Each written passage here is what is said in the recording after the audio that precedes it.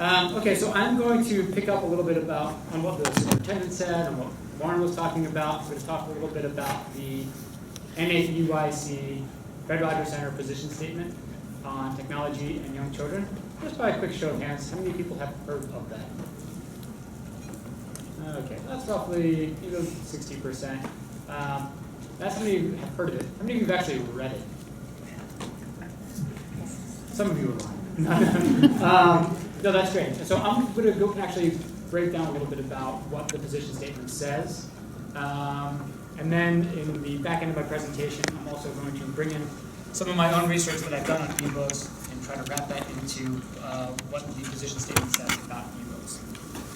So I'm not as good as extemporaneous speaker as Warren is, so I have notes with me, so you'll have to bear with me. So I'm Michael Robb. I'm the Director of Education and Research at the Fred Rogers Center and the Program Manager for an initiative and a website that we have called the Early Learning Environments. I've been doing children and media stuff for over a decade now. I started out way back when doing educational outreach for PBS, showing teachers and parents how to use educational media in their classrooms and their homes. I was an intern at Between the Lines and Zoom way back when. And then I did my doctoral work studying the impact of media on young children. So I was interested in how baby DVDs were affecting language development. And I was also interested in the role of eBooks in emergent literacy skills. And I tell you all of this just to tell you how I've come to think about media, digital media, and technology.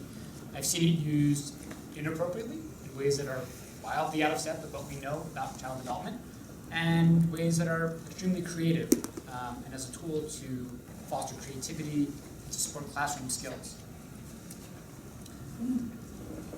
The work that we do at the Fred Rogers Center really goes along with Fred Rogers' belief in the positive potential of television and new media for supporting the healthy social, emotional, cognitive, and physical development of young children.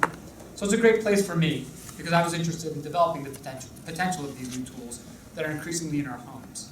Now, Fred Rogers, of course, was one of the original pioneers who paired high educational standards in child development with the innovative technology of his day, which was, of course, broadcast television.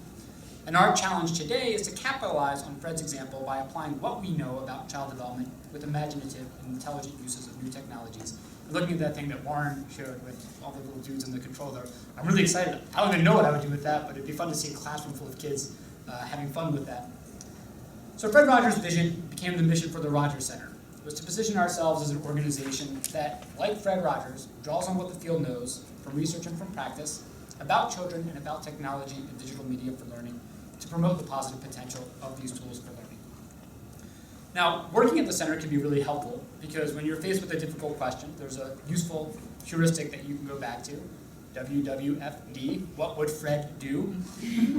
And it keeps us honest and it gives us focus because he was so good at identifying the things that really mattered for young children.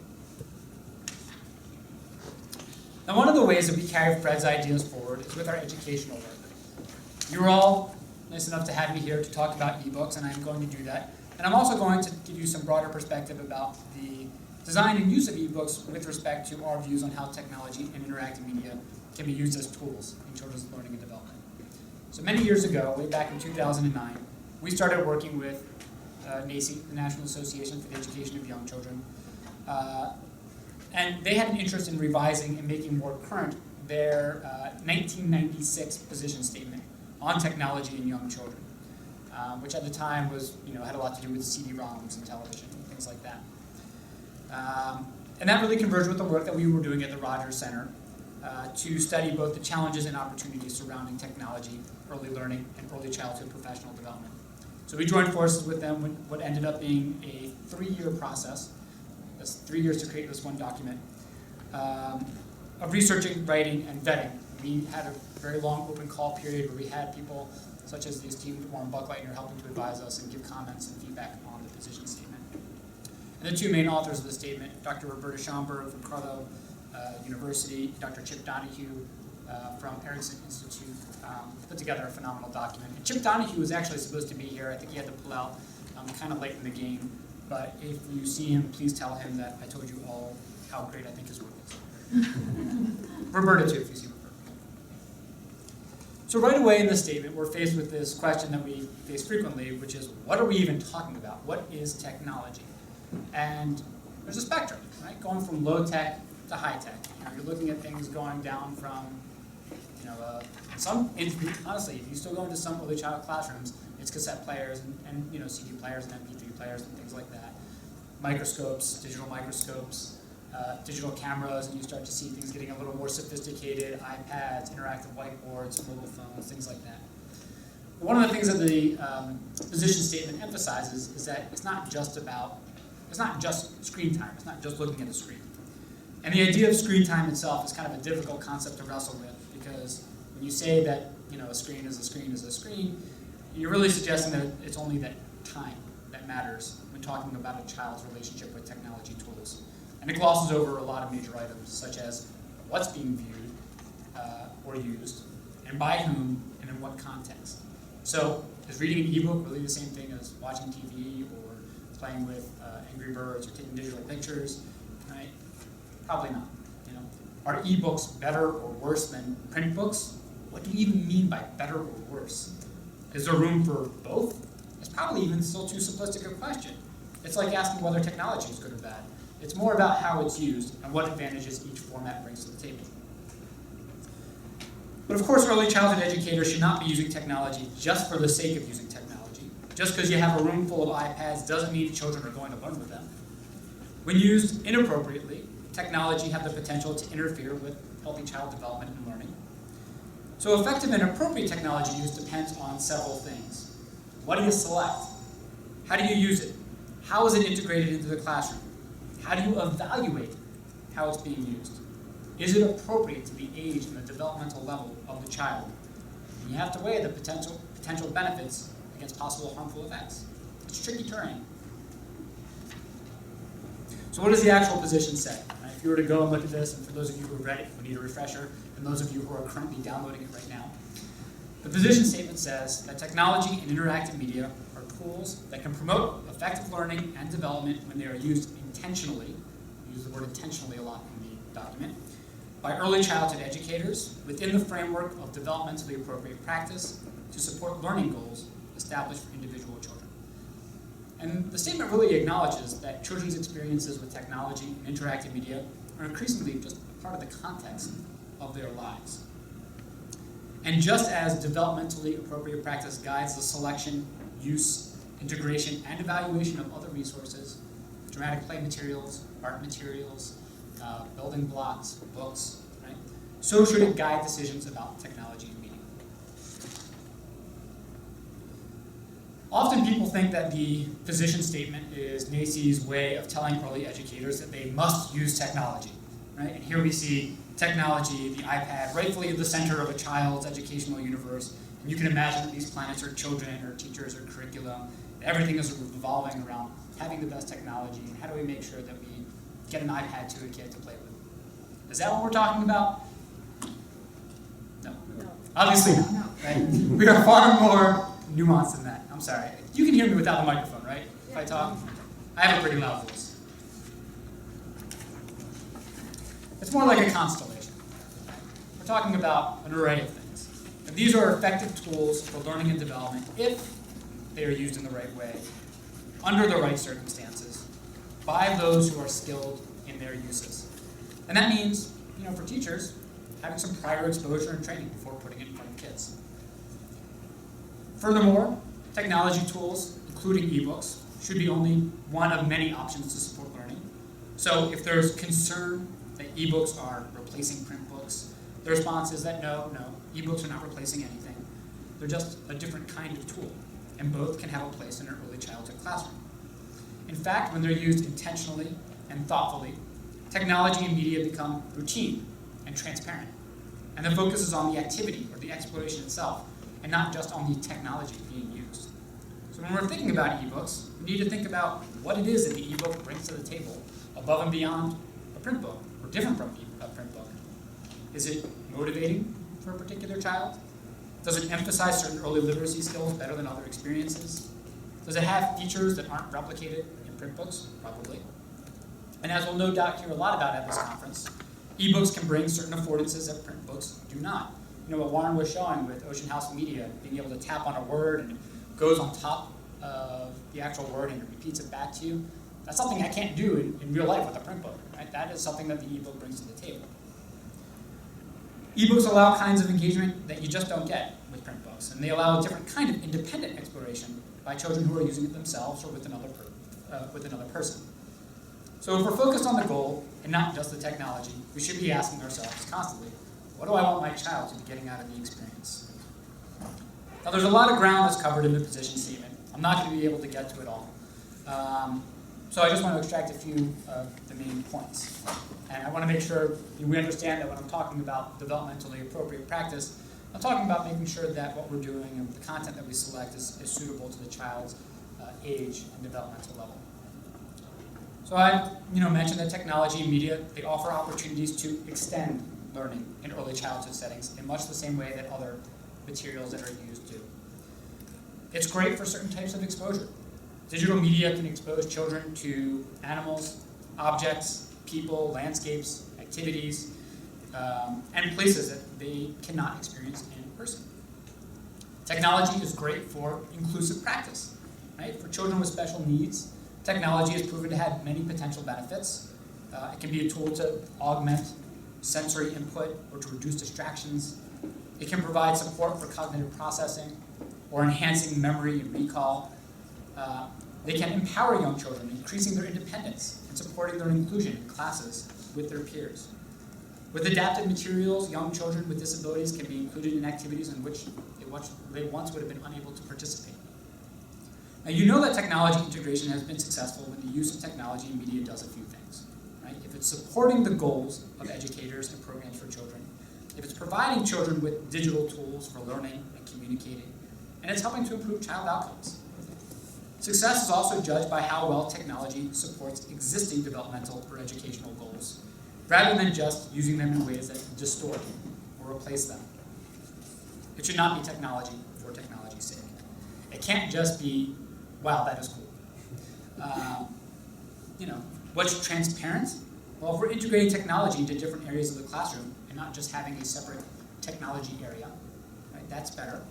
Using cameras to document dress-up play, using iPads for additional art experiences, using a digital camera to record the daily progress of a growing seed, reading an ebook that takes a known story that they've already read in print to a new place, where that helps children to get more out of the content. So assuming that we're using technology in ways that support young children's learning and development, what are some of the benefits? When used appropriately, technology and media can enhance children's cognitive and social abilities. We can support inclusive practice, as I mentioned. It can be a major tool for second language learners. Toggling between different languages and hearing definitions in an ebook can be part of an effective curriculum for reaching young children. They're very portable.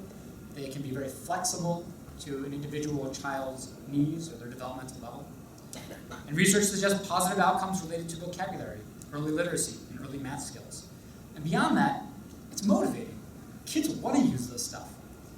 Now, if your biggest worry, and I know I'm preaching to the choir here, but if your biggest worry about technology and digital media is that, hey, kids like this a lot, and they want to use it, I don't see that as really much of a problem, right? That's an opportunity. So having said all that, that's kind of the global overview of the position statement, and I do encourage you to download it and read it, or at least look at the key messages document that appeared on the NAEYC website. I want to switch gears a little bit and talk about some of my own research on ebooks, and then try to put that back into the frame of the position statement. So as part of my dissertation work, I became very interested in the role of ebooks in the development of early literacy skills. Now from the research literature, I knew, and you all know, that shared reading, sometimes called dialogic reading, is a primary strategy to enhance emergent early literacy skills. And so it's very important for young children, both prior to and during formal schooling. I also knew that from years of research on co-viewing, that it spoke to the importance of parental presence and engagement in aiding children's learning from media. Co-viewing, of course, is the parental act, or it doesn't have to be a parent or teacher or another adult, watching television and video content with children. And there are many common elements of co-viewing with joint book reading. For example, mothers will label objects on the screen, they'll ask questions about content, they'll repeat dialogue from the program and relate something that they see on screen to a child's life. And much of the literature shows that co-viewing a television program can help children learn content. So the idea of co-viewing, or in the case of digital media, co-use, or sometimes joint media engagement, depending on what article you're reading, takes on a different meaning when we're talking about ebooks. Now, many ebooks include features that are intended to replicate what a parent might do in a book reading interaction, or while watching television with a child. For example, things like asking questions about the story or reading aloud. Now, these kinds of interactive elements in ebooks might be thought of as the ebook scaffolding the child. But we might be limited if we're only thinking about that relationship between the ebook and the child. Last study, to me at least, or what I thought was the role of parents in using ebooks with children. That interactive features that are meant to engage a child might also be useful in providing a context for parents to be able to interact with their child in a more comfortable fashion. So if you're thinking about, a parent-child relationship where maybe it's not so sensitive, it might not be as warm, and maybe reading is less comfortable. If one of the problems with those less sensitive parent-child reading relationships is the lack of engagement with the text, a digital version might be able to help fulfill some of that function, keeping the child interested and motivated. If parents are unsure or unaware of how to scaffold more formal aspects of reading, perhaps well-designed reading software might provide a jumping-off point for parents to participate more sensitively in a book reading setting. So I was thinking about these questions, and I thought I would do this study, try to compare some different groups of readers. And I did testing with 4 different groups around the ebook. And I know this is the ebook ebook device that we use. This is older.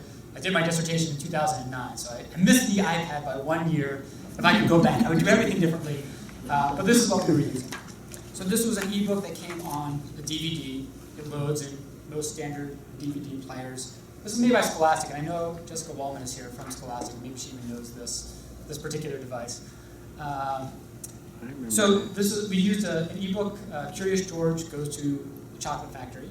It was for children ages 3 to 6, and the people who designed this obviously knew something about child development because they restricted it in ways that maybe some other ebooks prior to this had not. So it wasn't like kind of thing where you could just click on hotspots everywhere. That just wasn't one of the ways that you could use this piece of software. You would read a page. You would have an opportunity after the page was read to have some more minimal interaction with the book by pressing a button, hearing a question, or seeing something else on the screen. I can't walk you through the entire study because this is not a research conference per se, but I'm going to give you some highlights of what we found. And we looked at 4 different groups of parents and children by themselves. We had a group that was using the interactive book with parents, where they were able to access the interactive features of the book, and parents would sit next to them and were encouraged to participate in the reading. We had children who were using the ebook by themselves, but still could use everything in there. I'm not going to talk about the non-interactive groups. You can pretend that doesn't exist right now. And then we had a print book. We had the print version of Curious George Goes to a Chocolate Factory that a parent would read with their child. And we were looking at the different kinds of outcomes for these different groups. So one question that we asked was, does using an ebook with a parent help a child's story comprehension more than using an ebook alone? And we hypothesized that for users of an ebook, that children who use them with a parent would perform better than children who use them alone. And we tested this on a couple of different measures: story understanding, free recall, the ability of a child to be able to tell you back elements of the story and story beats, and a sequencing measure where children had to put parts of the story back in order. So children who used the ebook with their parents performed better on the story understanding measure, that's what that little red box is, than those who were using the ebooks by themselves. And there were no differences in the other 2 measures that we had there. We tried to tease this out, but we ran into a little bit of a brick wall. We looked at the kinds of behaviors that parents were engaging in to try to see what kinds of things they were saying, but we weren't really able to find out exactly what it was that was driving this effect, other than that it suggested that parents were having some impact on children's learning through some unmeasured means. So that was one finding. We also asked this question: Does using an interactive book with a parent benefit a child's story comprehension more than reading a print book with a parent? So we have two parent groups looking, right, at two different kinds of materials. And we usually think of shared reading or dialogic reading in relation to print reading. Now, given that most research to date, or at least at the time I did the dissertation, was on eBooks, that was comparing learning from reading an ebook experienced alone, so child reading by themselves, to a print book with a parent, I wanted to look at the issue of parental involvement. So to examine the impact of parent involvement during this ebook reading, we compared these two groups, and we showed no significant differences in any of these story outcome measures. In other words, kids who were using the ebook with a parent got just as much out of it as kids who were reading the print book with a parent.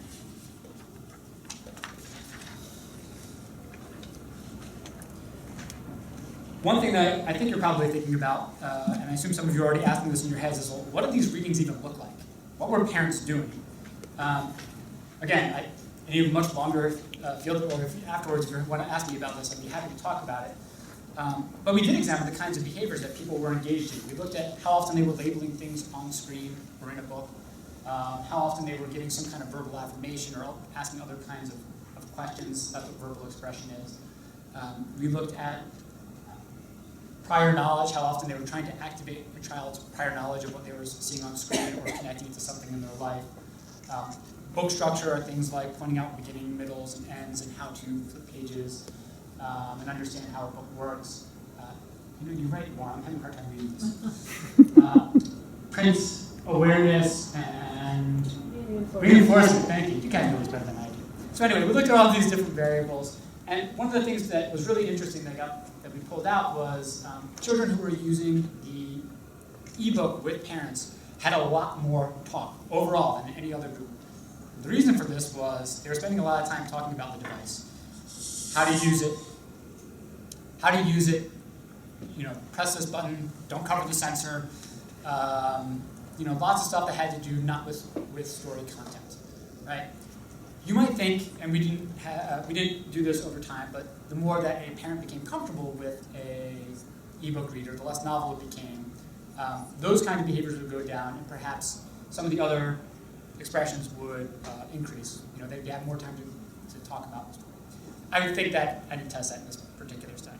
But what we did test was, do any of these things correspond to their scores on some of those measures like story understanding and free recall? And the answer was, frustratingly, no. It would have been so nice and neat if that had happened. But it didn't. So the only thing I could kind of make out of this was that parental involvement was really positively related to children's story understanding. And it may be that having a parent present is enough to keep children attentive to a story, and perhaps just set an expectation in a child's mind to kind of pay attention, cue them into what's happening. But I'm not going to be able to tell you exactly how parental involvement impacted children's scores from this particular study. So the moral, right? I'm winding up now. We looked at the data in a lot of ways, and the main message of the study was that parents mattered. Their mere presence had a positive impact on our measure of story comprehension. I know it's impossible for an adult to always be with young children when they're using media, but it can be incredibly helpful. There's so much learning that can occur in the relationships between the parent and the child, or the teacher and the child, while they're using digital media, including eBooks. Now, someone might see our findings and say, see, you can't replace a parent. An ebook itself is not an effective reading scaffolding partner. But I would say, but I'm not sure that's exactly what I wanted from the ebook. If I'm going back to the ideas of the position statement and developmentally appropriate practice, I'm thinking, well, this is still a great tool, and it does some things really well, and the kids really like it. Can I just let them take it and run? Probably not. And I'm again forced to think long and hard about, how does this fit? What is the context around the use of an ebook? How will I, as a parent or a teacher, facilitate that reading? I don't want us to get so caught up in the technology elements that we forget the importance of the human elements. I just want to close with a Fred quote, and it goes back to the idea of WWFD, what would Fred do? And the quote says, please think of the children first. If you ever have anything to do with their entertainment, their food, their toys, their custody, their day or night care, their education, listen to the children, learn about them, learn from them. think of the children first. As we spend the rest of this conference talking about the exciting things that are happening in eBooks, new innovations and new possibilities, let us make sure that we always bring it back to the child. What does a child of a certain age need? What's good for them? What's right for them? In this field, our focus is never better than when we think of the children first. Thank you.